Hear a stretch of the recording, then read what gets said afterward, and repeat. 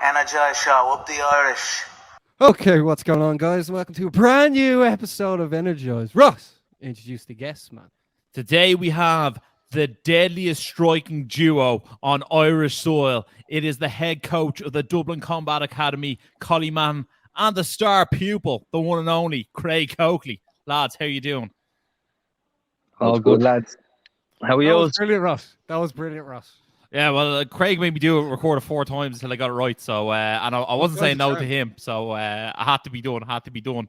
Lads, you absolutely had an unbelievable year last year. You absolutely flew through the year. Craig, I think you went 3-0. What was it like to look back at the end of last year? And then obviously you're in the final of the Road to One Grand Prix tournament. So that's going to be a big one for you to look out for this year. Yeah, it was a great year.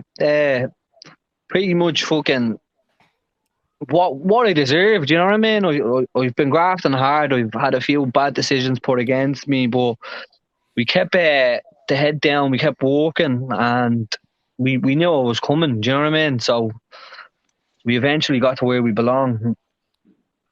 Absolutely. And then, Collie, obviously you've been blowing this trumpet for a long time. You're so high on Craig's skills, and rightfully so.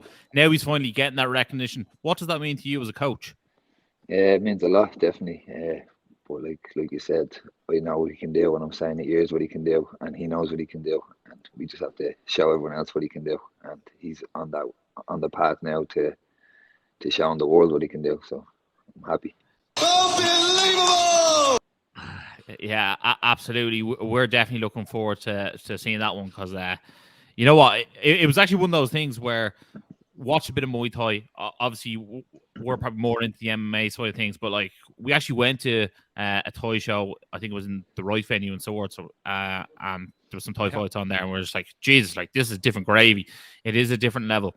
What would you say to someone who's never been to a Thai show, who's maybe consider going to them, Collie? Go! It's madness. It's what MMA fans want to watch. Not a lot of MMA fans want to watch people on the ground. I actually enjoy watching the wrestling exchanges if they're good, and scrambles and stuff. But a lot of MMA, especially casual MMA fans, want to watch people standing up, and that's what Muay Thai is. It's like I said, what a lot of casual MMA fans want to watch is Muay Thai. They just don't know it. Do you think, from a visual standpoint, even though it doesn't, well, you'll probably tell me whether it makes more difference or not, but do you think that having them in the cage with the 4-ounce gloves, like that's the winning combination? I think it's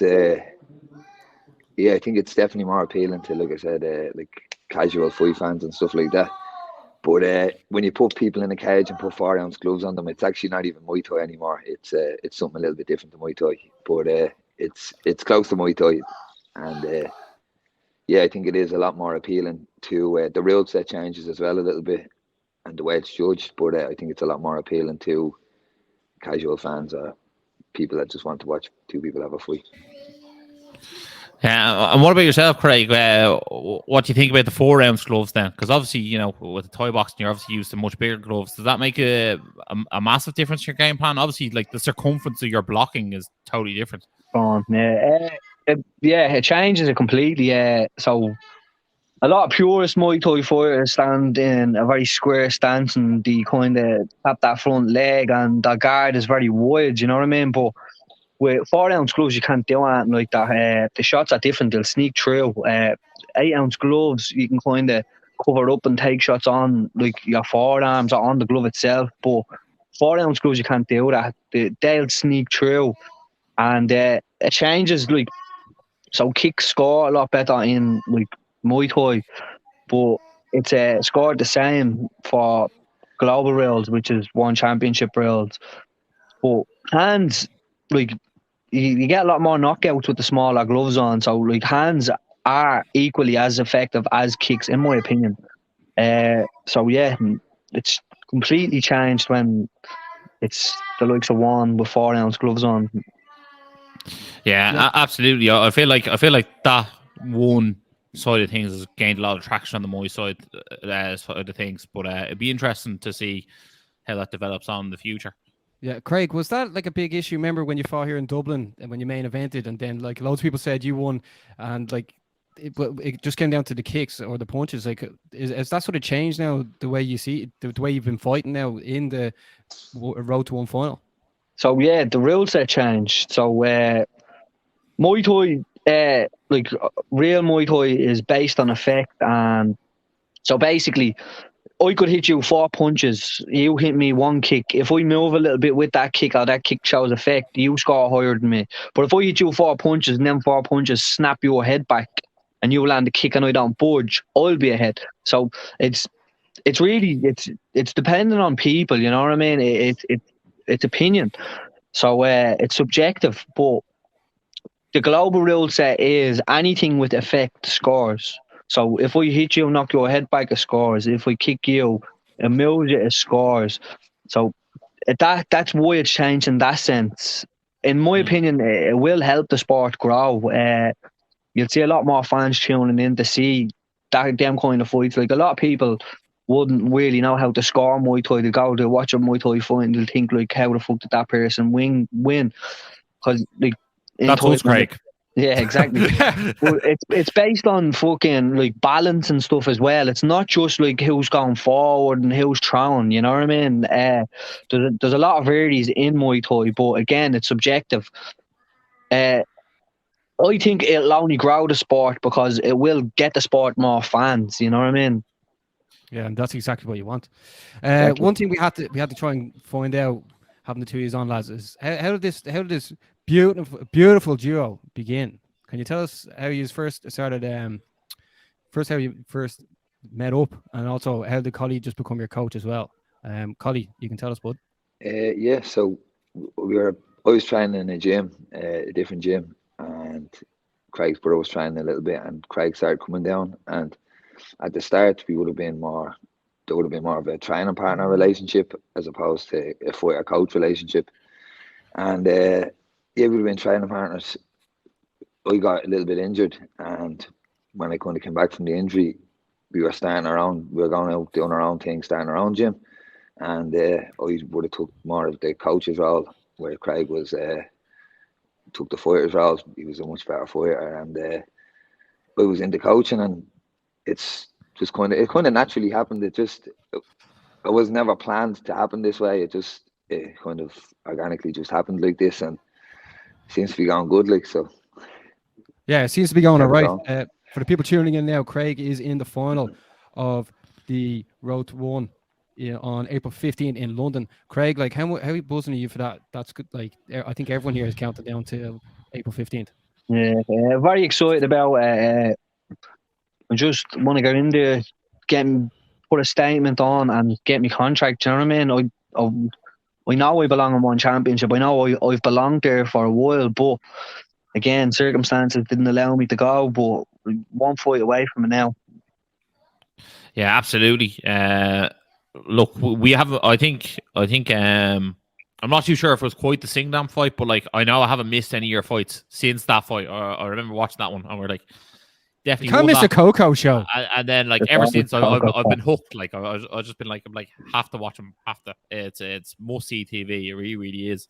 And like, see, you're not only your sort of coach and fighter role, but like your friendship is incredible to see. Like, the loyalty there is next level. Do you feel like that's what sets you apart from a lot of other fighter coaches? That friendship and that bond. Yeah, I think it can. Like, at the end of the day, I have to put all my trust into him, and he's to put all his trust into me. You need a good bond for that. Do you know what I mean? And again, it only grows over time, and we've grown over time. Like, Collie's the godfather of my child. Like, you know what I mean? So yeah, naturally we became more like brothers than coach and fucking training partner or training partners. Absolutely. Do you feel that as well, Collie? Is there anything you want that in there? Yeah, 100%. Definitely. I think it definitely sets us apart from other people. Like, I've trained in places, and the coach would be the coach, and he's almost like above everyone.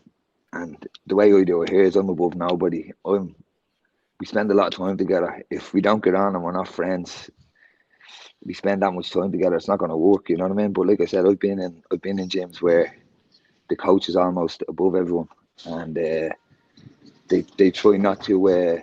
Sorry, there's a dog here beside me.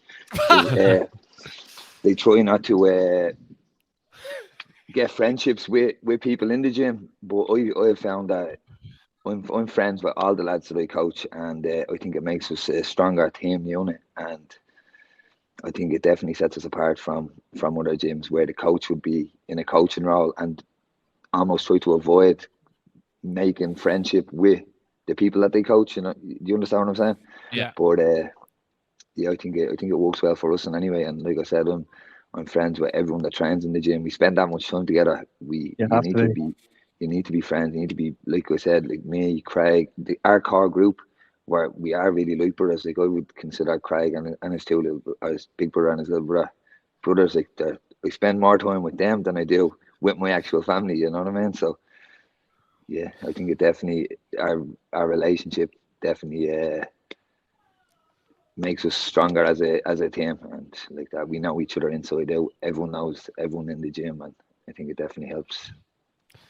Collie, from the outside looking in, I think everyone can see that there's something special going on in DCA. Like, obviously, we'll get into some of the fighters that have been going down to like really sharpen up on their elbows, let's say. But like obviously, you're Craig's coach now. Like, how far can you see Craig going? And like, do you think like Craig's nearly the finished article at the moment?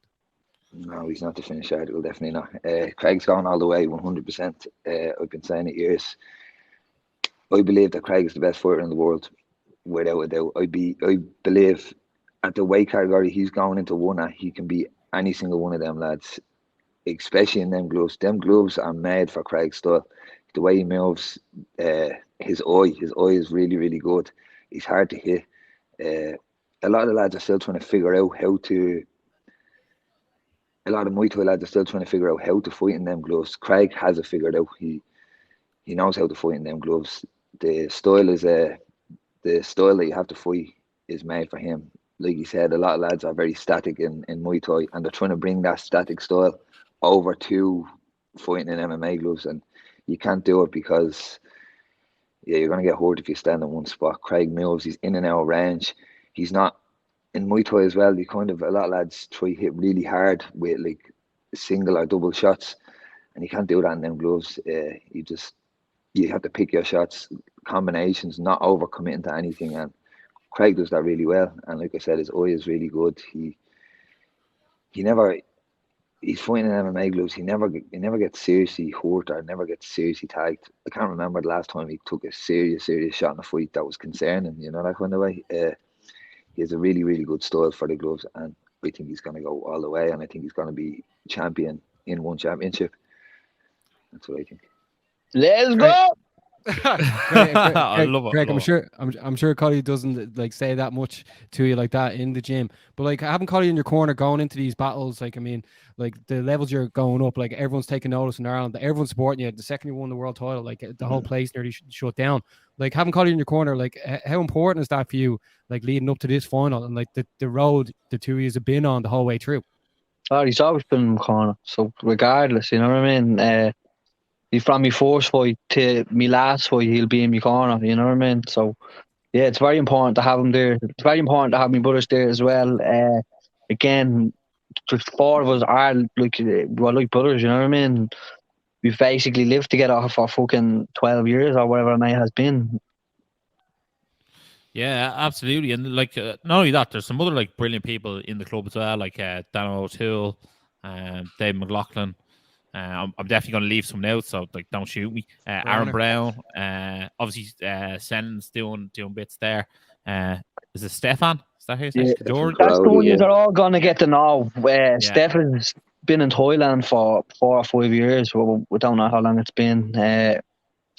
Yeah, so a lot of you probably don't know Steph yet, but you'll get to know Steph fairly fast. Yeah, so like we're keeping an eye on the gym, you know what I mean? So we see it there, and then is Mikey Rizzo still up in you guys? No, Mikey's not up. Okay. So, well, like I was eventually going to get one wrong if I kept going. So, Yeah. But I know, like there's loads of guys like we say it to you, like we're fairly casual on the Muay Thai scene, but like to know that many guys out of one place, you're obviously doing a few bits. So the training partners there seem to unreal. But one thing that's like really happened a lot of late is you're getting a lot of MMA guys up in the gym. How did that first come about? Was there any hesitation about taking MMA fighters on in the gym, or were you warm welcome to them? So first to know, there was no hesitation taken. Anyone can come down to our gym and train, and it's always been like that. We're open to anyone, and it doesn't matter who you are. Once you come in and you respect everyone and you work hard, anyone can come down. And how they started was probably Elliot Levy and Sam Slater. Yeah, Kurta actually. Kurta's training with Craig longer than I am. Shout out Kurta. Shout out Kurta. And so yeah, it would have been Kurta training with us first, and then Elliot Levy and Sam Slater. Elliot's now coaching himself. He's owns a gym in Geneva, and Sam is actually out injured at the minute. But them two lads are, I really like them lads, and I think Sam could do good things in the sport. Hopefully he gets back soon. And it just kind of snowballed from there. After a while, they'd tell someone that they're training down with us, and someone else would come down, and someone else, and it just kept snowballing, and more people came, and some people came and never came back, and it's not for everybody. Our style. Call them out now, Collie. Call them out. But it's not for everybody. Our style, the way we work isn't for everybody. But you ask anyone that's down here consistently what they think, and everyone's going to say the same thing. So yeah, if it works for you, it works for you. We get some people who absolutely rant and rave about the place. Like Dennis Frimpong is probably someone who's like a long overdue guest, but like he views the place as if it's a church that he goes to every weekend. He's singing the gospel out of DCA. He loves it. There every Sunday. Obviously Nahom Weddy is someone else who's ranting and rave about DCA. Now look, maybe his TikTok is something else, but we love them all the same. You know what I mean? And then like obviously you have the likes of Senan, like Max Lally is one of the next big things. Sean O'Bannon, like the list sort of goes on and on with you guys. Is there anyone who you're extremely proud of where they walked into the gym and where their striking is at now, Collie? In MMA? In MMA or just in general? You can give one MMA and then one non-MMA. One MMA that wouldn't have had much striking. Call out Max Lally. Max is getting dangerous. Very good, yeah. There's actually loads of them, to be fair. It's too hard to pick Max, fucking, there's a lot, like Shane Mullen. There's loads and loads of lads, and everyone's always constantly improving. So it's hard. Same with Kurta. Kurta was a jits lad before he was with us. You know what I mean? He was known as the skill bag, like fucking. All the lads fucking changed a lot since he came down. You're gonna constantly grow here, 100%. If you can stick it. If you can stick it. In fairness, DCA, it seems like a bit of a drug because like when some people just get absolutely hooked on it, and like even have people like Sean O'Bannon, who obviously has like a high end striking background, but like obviously she sees the value in that Thai style as well as comes into her pro career. So it really is great to see, and like it's great to see you at the events as well, Collie, like in their corner. It goes to show when you do put the time and work in, like you'll give that time back and you'll make sure you're there for them on the day. 100%. When I work with MMA guys, I'm not doing Muay Thai with them. Like if you watch me train my Muay Thai lads, not so much Craig because he's fighting in MMA gloves, but if you watch me train with like Stephen Karodi or Dano O'Toole or Miyagi, and then watch me train with like Sean or Shane Mullen or Max Lally, it's a completely different thing. I'm not really doing Muay Thai with them, and I'm doing striking for MMA. You know what I mean? There's Muay Thai elements to it, like there's elbows and knees and stuff, but you can't coach somebody doing. It's a different sport, like, you know what I mean? And I think that's why a lot of them like it as well, because I'm not trying to teach them Muay Thai. I'm trying to look to see what they could use from Muay Thai and slightly adapt and change it to suit them and suit their style. And like someone just like Shauna, like I'm like she's a kickboxing style. I'm not gonna be able to change her style because she's doing it that long. I don't want to change her style, but I can add things to her style and like that. Everyone I work with, it's not like, oh, this is the way you do it, and you have to do it like this. It's not like that, because everybody's different and everyone has a different style, and everyone's personality is that people's styles or people's personality comes through in their style. Yeah. So I'm getting to know people and working with them and thinking, oh, you could do this off this that you always do, and anyway, and I think it will work well. And I think that's why people like it, because I'm not, oh, this is how you do this. Mm. And you have to do it like this. No, it's everybody's different. And like I said, I work with people's styles. Like, I'm not going to change, say, Shauna Bannon's style. She's kickboxing and doing taekwondo since years and She years. walked. Like, yeah, our dad is a kickboxing coach. You know what I mean? So like, it'd be nearly impossible to completely change that style. But the stuff that, like, I can definitely add value to that style and complement her style and show her new things and add layers to what's already there. You know, that kind of way. Yeah, and I especially consider if you start training with someone who's amateur MMA and then they're turning pro, when they're adding in those knees and elbows, like, no better place to go than to Collie Mahon to perfect that craft. You know what I mean? Like, you're going to what most people perceive to be the best striking coach in the country. Like, that's the way possibly I view it. Europe. Yeah, possibly Europe. But who knows? Like, you know what I mean? We tend to only ever talk about Ireland, but like, if you put Ireland on the map, even greater than that, like, it doesn't really get much better than that. So, like, if I was an amateur and I was turning pro, I'd definitely be like, right, well, where am I gonna just like quickly not necessarily quickly, but where am I going to be able to implement the elbows and knees to the best effect? I'm like, no better to go than one of the best Thai coaches in the world. There you go, Craig. I said in the world, right? That's it. Well, it is. Look at the platform you lads are on now. Before we get into more stuff, Collie, like, what do you prefer doing? Do you prefer coaching, or do you prefer actually getting in there and fighting yourself? I prefer coaching, definitely. Yeah, 100%. Yeah, it looks like it, man. It really looks like you love this. Yeah, I do love it. I put my whole life into this. This is all I do every day. I believe this is what I was. It sounds weird. It sounds fucking cheesy, but this is what I was put here to do, and I put everything into it. I'm all in, 100%. Everyone I work with, I'm all in with them, 100%. Yeah. There's no half in, and not that I didn't enjoy fighting. I wasn't the best fighter. Like, and I've no problem. I've no ego, and I've no problem saying that. I used to go in and try kill people. And it doesn't work like that. Like, and I wouldn't have been. He doesn't teach, and that's the funny thing about it, though. Do you know what I mean? I don't teach the way I fought, but I made a lot of mistakes when I fought, and I think that's I learned to. All right, don't do this because I don't. You know what I mean? But yeah, I love coaching, and I love seeing, like, Craig, for instance. Like, I know Craig when he started, and I've seen the progression, and I've seen the ups and the downs, and then look where he is now, and look what's going to happen now on April 15th, and it's a long road, and it's very satisfying watching and being there and watching the whole thing happen. You know what I mean? So, I love coaching.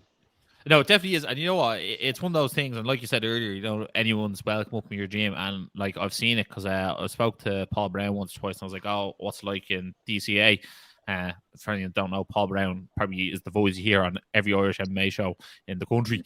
And he was saying, like, he absolutely loves going up there. He loves learning, like, little intricate details off yourself. But, like, when you actually see videos of you holding the pads, and it could be for anyone, like, you're almost as into it, if not even more into it, than the person who's even throwing the techniques. Like I don't know what it is, but I said to Paul, I was like, he holds the pads differently to someone else. I don't have the skill set or really know what it is he's doing, but I can see that he's doing it different to other people, if that makes sense. I can't actually, like, vocalize what Probably puts himself at risk when he holds pads. People, when they hold pads here. So he holds pads at his chin. It's fucking accurate, though. Do you know what I mean? Like, it teaches fighters to throw in straight lines, or it teaches fighters to, like, hit precisely rather than like, whose head is going to be like that size. You know what I mean? Like, so no one's head is that size. So maybe a lot of pad holders will hold pads and tell you to hit the pads, but anyone that I work with will know that, like, I'm just slightly out of range most of the time, and I'm telling them to aim at me, and then I catch the shot with the pad, as opposed to holding pads and you aim at the pad, because like Craig said, it's not realistic, because you're going to be aiming at someone's head, and my head is on the same line as your head, and then I have my own style of pad work, and like It's I've beautiful to learned watch. it as we've developed it, and a lot with Craig, like, because there's been times in the gym, gyms go through ups and downs, and people fall off, and there's been times in the gym where it's just me and Craig, and a lot of what me and Craig have done is just kind of learning on the job. We've learned on the job for years, like, and yeah, we're developing our own style, and it's going good. So I have to ask you then, Collie, who's hit you the hardest while you've been holding the pads? And don't say Craig. Well, I'm sure you've actually seen the video of Craig knocking me out. Like, yeah, I've seen that one. Wasn't too nice, yeah. But who hits hard? There's one lad I PT, and he hits hard, and I swear to God, when he hits me a body shot, Big Dave, yeah. When he hits me, this man is a strong man. When he hits me a body shot, I swear I can feel my whole skeleton shaking. Like, it's bizarre. I'd say he hits me as hard as anyone hits me. Yeah. Like, it's when I swear to God, he's a big lad. He's about 95 kilos. Big. He's a PT himself. He's a PT a very long time. He's an older lad. He's in his 40s. But when this man hits me, I swear to God, my skeleton shakes. It's mad. But it's weird though. Big Dave, yeah. It's weird. It's like some people hit hard, just like he hits just naturally, just bomb, like it's a thud.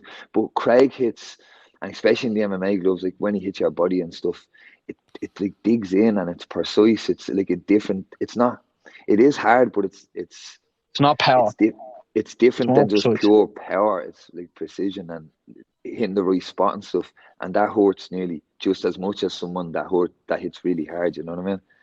But, I think Conor McGregor was the one who said precision beats power. So 100%. Craig boots the legs off me every day as well. That's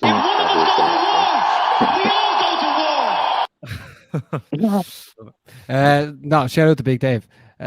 Lads, like, obviously we were saying, like, we're big admirers of what you're doing, and that's why we had to get you on. Like, I don't think I've seen Collie do such a personal podcast as well with Craig, so I just thought for the people tuning in, they would really enjoy having the both of you on. To be honest, I probably wouldn't have done it on my own. That's honestly, I'm not mad. I'm not very into them. Like, it's just the two is are known as a duo, so it's great to get you on together. Yeah, and as I said, Craig is back in action in the final on April 15th in London. But like, for 2023, lads, like, what else can we look forward to from yourselves and DCA? Craig, do you want to let us know first? From myself, you could see me probably the end of the year in one championship. But the team, so Dave McLaughlin's fighting next weekend. He has a big domestic fight against what's your man's name? Joe O'Connor. Joe O'Connor's good as well from Jarsil. We've a couple of other lads on that. We've an Algerian lad, Rauf. That'll be his first fight. Or did he get matched? Yeah, man, pulled out. Oh, so Rauf won't be fighting. But another two kids that's on the card, Toy Gannon, he's going to be one to watch. He's, I think, 14 now, 13 or 14, but he's something special, that kid is. And Craig is gone. I'd say his phone died. Collie's doing it by himself now. Yeah, I'm doing it by myself. So. Your biggest fear, Collie. What are you looking forward to 2023? So, 2023 is definitely going to be a big year for the gym. Like Craig was saying, Craig's going to fight on the 15th. He's going to win that fight. I think he's going to stop Nathan Benden. What round? I don't know. Nathan's a tough guy, and do you think this is the perfect final for him as well? Like, what sort of way do you? Yeah, I think honestly, I think it's the perfect fight for him. To be honest, I think the first fight in the final was the hardest fight of the final or of the tournament. The first fight in the tournament, I think, was the hardest. The guy he fought first actually KO'd Nathan Benden a few years back now, but Nathan has got a lot better since then. But I think so is Craig. Yeah, 100%. I think stylistically, Nathan is all wrong for Craig. Or Craig is all wrong for Nathan. Yeah. I think Craig is gonna knock him out. sign to one championship, and then start working his way. Hopefully, have 2 fights in one championship in 2023. Start working his way towards the title there, and he will be champion in one championship without a doubt. I have no doubt. For the rest of the team, I think Senan Coakley's going to have a busy year fighting in MMA. He plans to rack up as many amateur MMA fights as he can and keep getting experience. You've seen yourself. He only debuted, I think, in September, I think, or October last year, and he's already 4-0. So he was busy at the later end of last year. So he's going to have a busy year now fighting amateur. He has 2 fights already planned, and maybe more. You've seen how he goes injury wise and stuff coming out fights. Dan O'Till's going to have a big year for the gym. He's active, very, very active. I think he had 8 fights last year, and he's going really good. He's making big improvements, and he's starting to take steps up all the time. I was trying to name a few off the top of my head. Max Lally's going to have a big year. Definitely. 100%. He's over in Thailand at the minute training. He's at a really good gym in Thailand, Bangtao. It's more of an MMA gym. He's back here in February. He's with that guy, Alex Volkanovski, whoever he is. He was over with Volkanovski, was training there, and the guys that own that gym, the Hickman brothers, they're really good lads as well. I think Max has matched the fight in March, I think, so he's going to have a busy year. He plans to have a busy year this year. My guy Stefan is really, really good. More of a traditional Muay Thai style. He's going to do big things this year as well. He's right on the edge of nearly where Craig is, and a few more fights he'll be knocking on that one door as well. And like Craig said, one lad, Ty Gannon, he's only a kid. He actually trains in Rhino as well.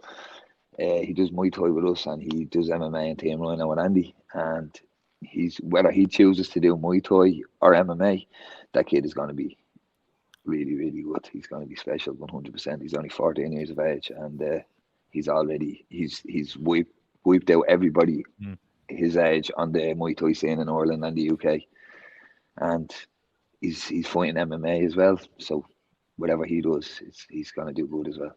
So, absolutely. It's going to be a big year for the gym, and there's a lot happening. And like you said, there's lads from all different MMA gyms that come down and train with us, and everyone's going to have a big year. Everyone's going to keep getting better at training here. That's the most important thing, because if you're not getting better every day you're training, you're doing something wrong. I think that's it, Collie, and I think that's probably the biggest credit that you can get in terms of the respect that you have the MMA community. You know what I mean? You have people come from gyms all over Dublin, and then sort of the surrounding areas. They love to come to you there, love to pick your brain and get that knowledge. And then obviously just on the Muay Thai side of things, like, you know what I mean, Craig's the most successful fighter in the country at the moment, and like it looks like he's only going further and further. And you have some other great guys, like you said there. So like, unbelievable stuff. Really appreciate your time today. Thanks a million, Collie. Unbelievable to have you on. We look forward to following you for the rest of the year, and who knows, maybe we'll get yourself and Craig back on before Craig's fight in April. We'll see. Craig's barred for legging it, like. One more lad that's going to do big things this year, just off the top of my head. He doesn't train with me anymore, but he would have trained with me from the early days when MMA lads start coming down. It's John over in Dubai. He's over with Munir. John Mitchell. Yeah, he's over with Munir in UFC Brazil. He's going to be fighting for PFL now this year, and he's going to do big things there as well, 100%. I've no doubt, and I can't wait to. I'll be going to his fights in the PFL. They're all in Europe, so I'll be going to them, and I look forward to linking back up with John and doing a bit with him. And maybe shout out to Shamrock as well. Shamrock, he's going to be doing big things as well. And like that, I still get in work with Sham anytime I go to the UK, and he plans on coming back here doing a bit of work. And all the lad, Dennis moved to the UK as well. He came back for Christmas. He still comes down. Like, lads that aren't in this country anymore that have trained here, anytime they're back, they all come back down here. And like I said, Collie, they're addicts. They know where the real work is. They need their Collie Mahon fixed, and that's just it, you know. 100%. But Collie, thanks a million for coming on. For those of you who are watching at home, make sure to like, share, subscribe, hit the bell notification to not miss any Energized content. And as always, stay energized. Stay energized. Energized show, up the Irish. Been sussing you guys a couple of times. I've seen a couple of clips. I think you done some interviews with Dylan Moran and that I saw. So keep going, keep up the good work, guys.